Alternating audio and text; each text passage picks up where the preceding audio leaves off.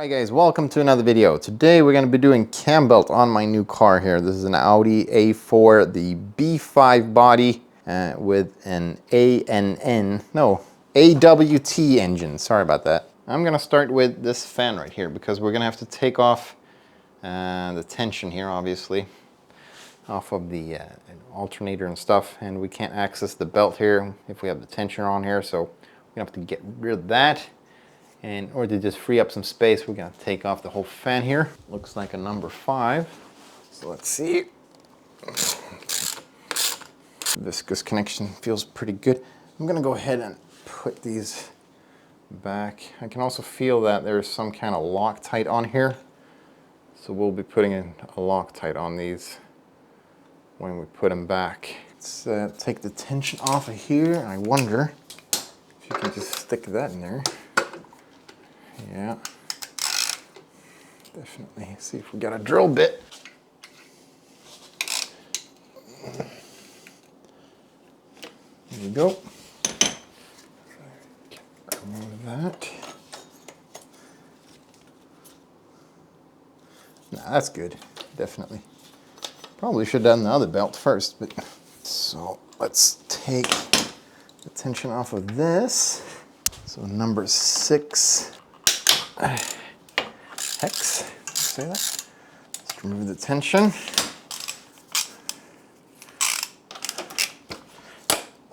Anyway, that's the tension off of that.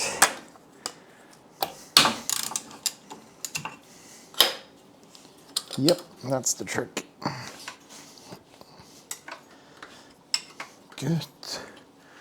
Doesn't have any particular play in it. I'm gonna go ahead and say that's all right. I'll change it next time if I keep the car for that long. So next step, just pull off. Maybe I should just take that whole hose off. What is it about Audi's rubber that makes it like that?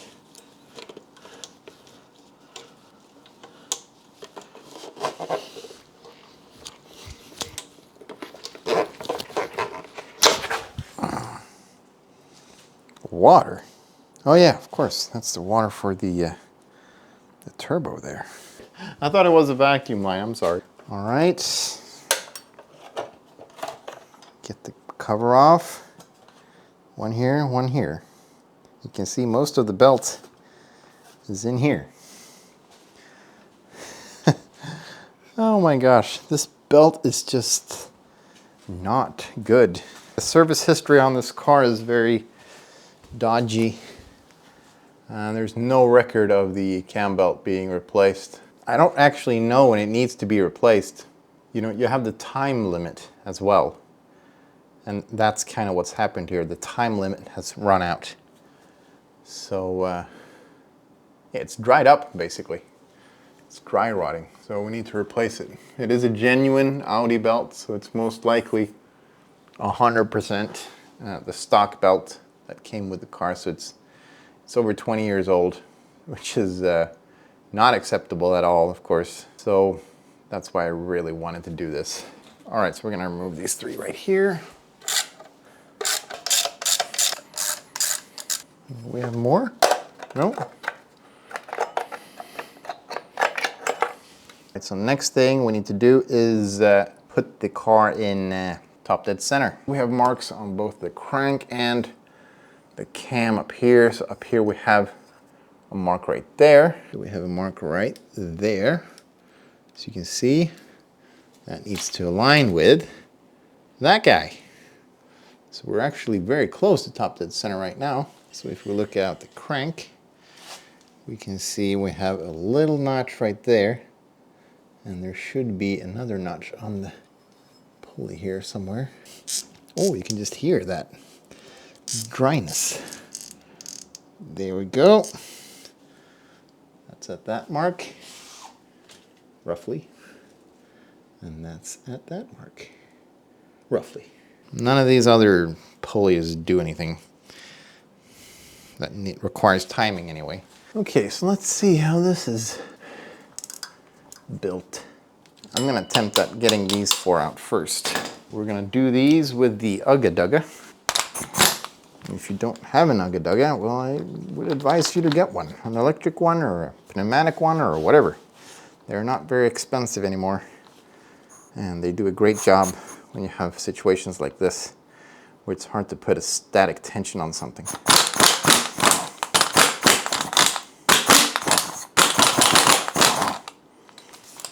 Wow, there's quite a lot of play in the screws there.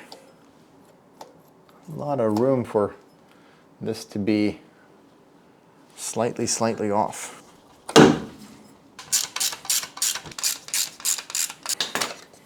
There we go. Nice. Just make a little note here, actually. Basically, that cog right there should meet up with that guy. Ish. It's weird that that's not aligned in any way, but we can make a little mark there. Just get a screwdriver. There we go. Go back to this tensioner right here. Oop. Okay, here we go. That's not gonna shoot off to the moon. Nope. That's actually pretty calm. Like I said, I haven't seen any big videos on this, exactly how it works. So this is all kind of trial and error. Unsure if this needs to be replaced.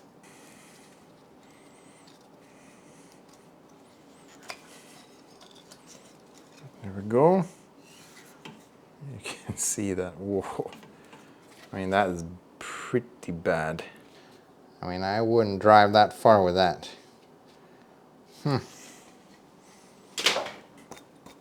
Pulleys sound very nice. Water pump sounds not great. Don't touch. All right, so let's have a look at the new stuff.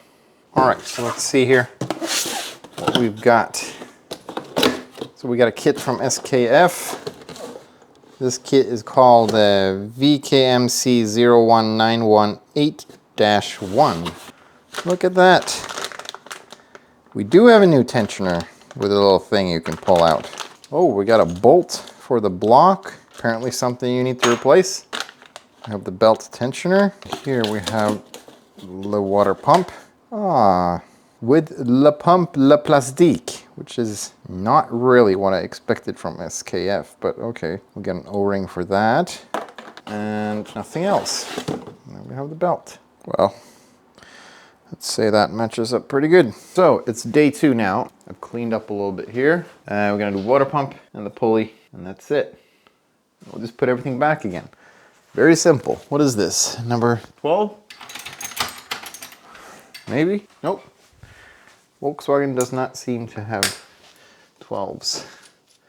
We'll just crank that off. Okay, so this is the stud that you've got to change, apparently. Don't really know why you should do that, but I'm just gonna go ahead and do it since we've got one. Just gonna use the old double bolt trick if I can find another bolt.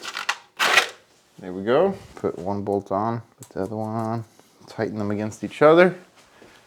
We should be able to get it out. There we go. Came out relatively easy, no Loctite. New kit right here. And since we didn't have Loctite on it, I don't see the reason to put any on this time either. I have no idea how tight that should be, so I'm just gonna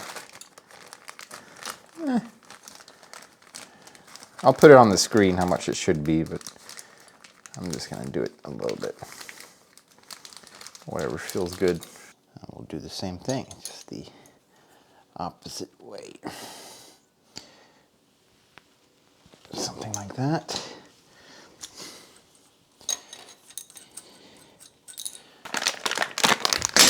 I dropped it. I was trying to open the bag and had a big ass hole on this side. It dropped on my lap and then on my foot, so it didn't slam into the ground. All right, so let's put this thing on here. Oh, that's wonky. Jeez, I have no idea. I don't know. Let's put it on something like that. Seems logical with the thing in the thing. Maybe that should be in a certain... Crap. Am I gonna have to look at the damn computer now? Because that kind of gets locked into place, doesn't it? Yes. Yeah, I'm gonna have to check out how that's supposed to be because I have no idea. I'll be right back. Well, as a matter of fact, let's not worry about that now because we still got the water pump. So let's just move on to the water pump and then we'll worry about that later. Am I gonna be too lazy to go out and get the right tool? Yes. I'll just use this one. All right, so we got 3 bolts to the water pump. This is not the correct tool for this, but hey, it works. And hopefully, yeah, that's gonna, no problem. Just gonna get out of the way in case we get some coolant.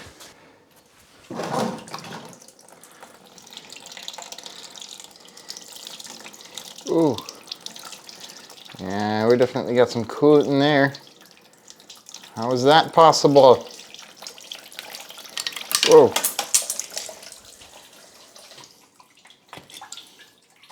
There we go. Get off some residue here from the gasket.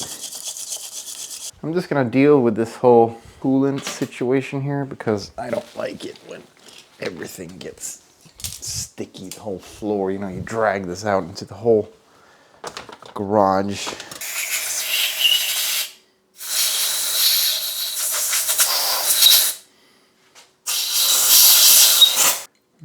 Pop that on the pump. Let's see here, it should be something like that. This is why it's important to blow out those holes so you don't compress the water while putting in these screws, and then you would inevitably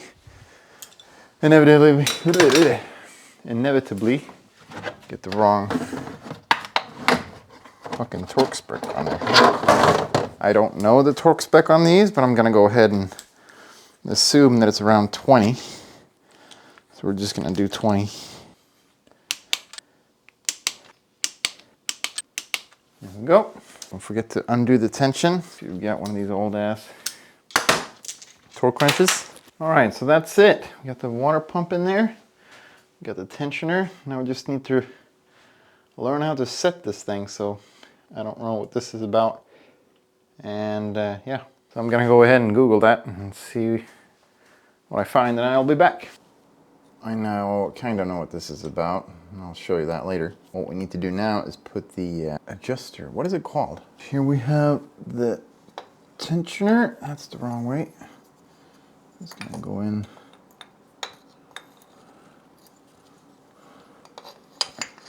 like so. Couldn't find the correct torque specs for these, so I'm just gonna go ahead and do 20. But I'll put on the screen what it should actually be. Now this can be interesting because it seems like this is a pretty difficult timing belt. Like a lot of people have issues with it. So it's gonna be fun to see how difficult it is to put on.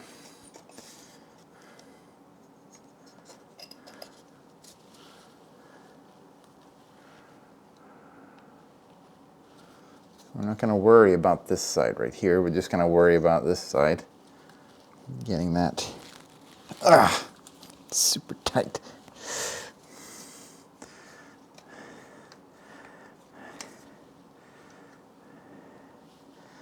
Okay, I see the problem here. Well, I got a solution for you. Let's take that out. Yeah, definitely going to need some Loctite on there. Pad on. Make sure the belt is tight. Get it around the crank. Put it on. And as you can see, we got a lot of tension on here now, which is good. So now we can go ahead and pop this little wheel back. About a gallon of Loctite on there. There we go. We need to get a space in between here. 8 to 10 millimeters is what I've heard. And the way to do that is to first set the diagonal space here so that it's kind of tight. And then we'll pull this pin. This will fire out and then we'll measure it. And it's better to pull this thing a little bit too far to the right because that'll make this gap tighter. But you can't tighten the gap again. So then you'll have to redo everything using the Allen key right here. And just start over. You have to pull this down, put the pin in, start over. So you can't really fail. It's not a one-time deal, this hydraulic thing, so you don't need to worry about that. But in order to get it right, and get it right the first time, let's set this a little bit too far to the right, tighten up this bolt, pull the pin, see where we're at. You can use a drill bit, like an 8mm drill bit. If you can get that in there, it's okay. So let's start there. Just snug this up a little bit. Get some pliers. Just gonna, you just pull it so it feels tight, which kind of feels, right there. That feels very tight right there. So we'll kind of overdo it. Pull this pin. Hopefully I'm doing this right.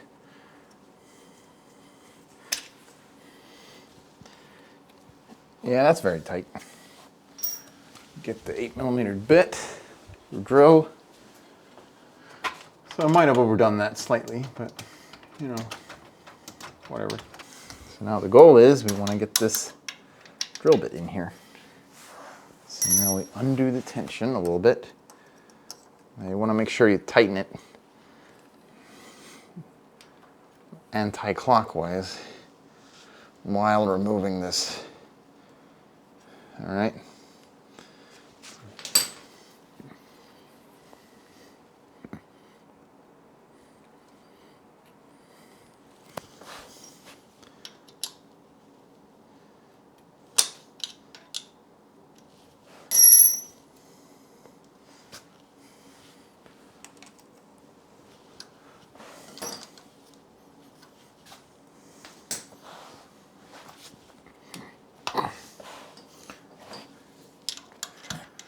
So I can just get the 8mm in there, but I shouldn't get a 10mm in there, and that's obviously not going to fit in there in any way, shape, or form.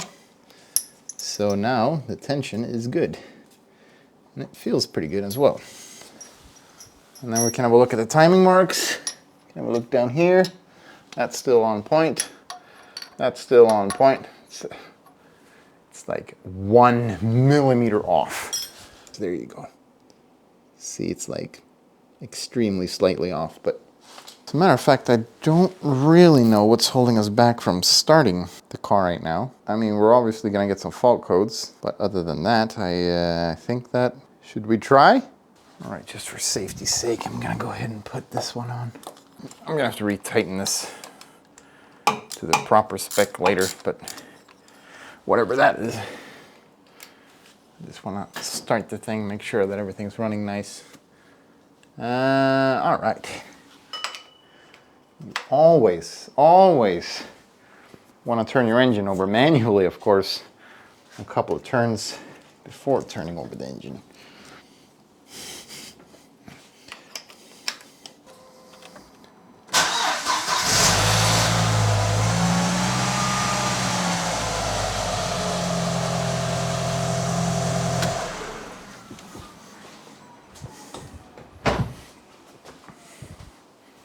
Well, there we go. That's it for this episode. Adios. Bye.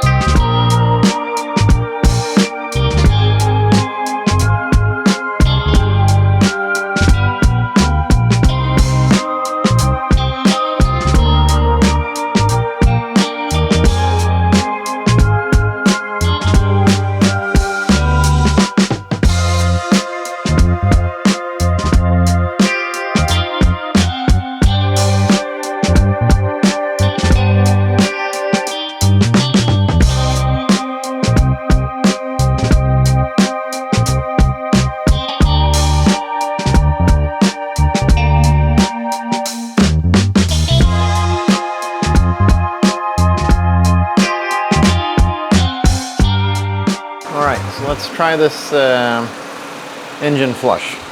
So we've got the 15-minute motor flush.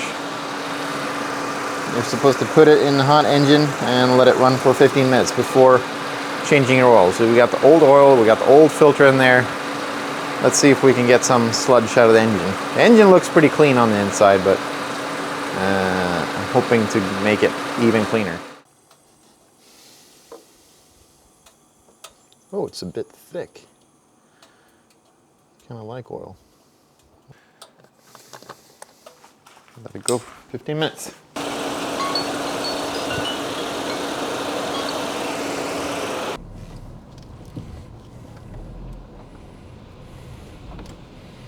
Got a pretty clean bucket here. I think I'm just gonna drop the whole plug in there because it's so hot. Well, it's very, very black. There it is. Seen worse. It's definitely not like an old diesel oil. But just the smell is undescribable.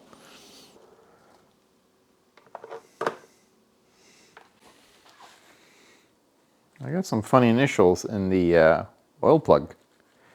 KKB. No idea. Well, let's see how easy this will be. Yep, that's definitely not gonna come by hand. There is a little thing for Audi filters. You can get a screwdriver in at the bottom and turn it. There we go. Jesus, that's really nice. Oh my God, that filter is epically thick. Here, look at this. Look at this. Oh, that is some thick oil. I want to keep this filter. I want to open this up and see inside. I gotta get one of those filter openers. See how much would. That's some really bad oil. Jeez. There's that smell again. You really want to be wearing gloves when doing this. It's really dumb of me. I don't know. I've just been working without gloves for too long. It's like teaching an old dog to sit. I try every time, but I usually wind up in the same place every time with no gloves. Let's get the new filter, OC470. Hopefully, that looks pretty much like it. Is the old filter a Mala? No. Volkswagen original, right? But it does say it's compatible with Mala OC470, so it is the correct filter. Steal some old oil here and put on the filter. Now, do you need to pre-fill the filter? Not really, but in this case, when we have this filter, I mean, why not? It's not very difficult to do it. It is mounted upside down, so it's not going to spill out. So you might as well fill it a little bit. It doesn't hurt. But I don't think 5 seconds of no oil pressure is going to hurt the engine anyway. Okay, so it's like 3/4 filled. That way we can move it about a little bit. There we go. All right, so let's get the rest of the oil in here. And then we need 3.5 liters in here. About a little more.